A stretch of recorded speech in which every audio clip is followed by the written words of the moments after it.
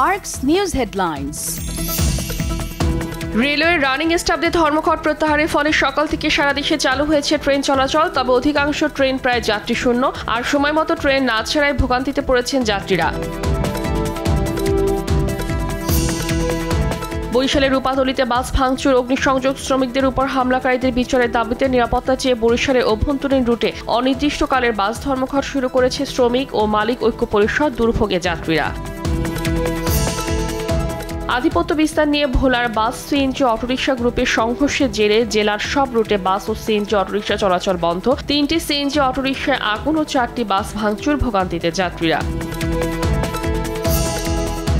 প্রশাসনের আশ্বাসে ধর্মঘট স্থগিত করেছে খুলনা বিভাগীয় ট্যাঙ্ক লরি মালিক শ্রমিক ঐক্য পরিষদ। এতে ঝিনাইদহ সহ 15টি জেলায় জ্বালানি তেল পরিবহন শুরু হয়েছে। গেল 26 জানুয়ারি থেকে অনির্দিষ্টকালের এই ধর্মঘটের ডাক দেয় সংগঠনটি। জুলাই গণ অভ্যুত্থানের আকাঙ্ক্ষা পূরণে এবং ফ্যাসিবাদ বিরোধী জাতীয় ঐক্য ধরে রাখতে হবে বলে জানিয়েছেন বিএনপির স্থায়ী কমিটির সদস্য সালাউদ্দিন আহমেদ। তিনি বলেন, এমন কোনো সিদ্ধান্ত নেওয়া যাবে না যেখানে ঐক্যে ফাটল ধরে। সুষ্ঠু বিচারের নামে অপরাধী বিডিআর সদস্যদের মুক্তি দেওয়ার প্রতিবাদে সংবাদ সম্মেলন করেছে শহীদ সেনা পরিবারের সদস্যরা। বলেন, স্বৈর শাসকের পতনের পর দুবার প্রেস ব্রিফিং করেও সুরাহা না হওয়ায় ব্যথিত তারা।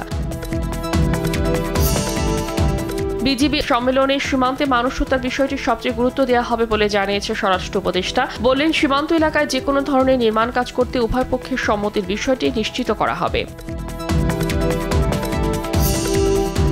3 পর্বে অনুষ্ঠিত হতে যাচ্ছে মুসলিম বিশ্বের দ্বিতীয় বৃহত্তম সমাবেশ বিশ্ব ইজতেমা। টঙ্গীর তুরাগ তীরে ইজতেমা মাঠ পরিদর্শন করে বিষয়টি নিশ্চিত করেন আইজিপি বাহারুল আলম। এদিকে টঙ্গীর তুরাগ তীরে এখন চলছে শেষ মুহূর্তের প্রস্তুতি। যুদ্ধবিরতি সত্ত্বেও লেবাননে বিমান হামলা চালিয়েছে ইসরায়েল। মঙ্গলবার চালানো এই হামলায় আহত হয়েছে 24 জন। এদিকে লেবাননের সশস্ত্র গোষ্ঠী হিজবুল্লাহর গাড়িবহর লক্ষ্য করে হামলা চালায় ইসরায়েলি বাহিনী।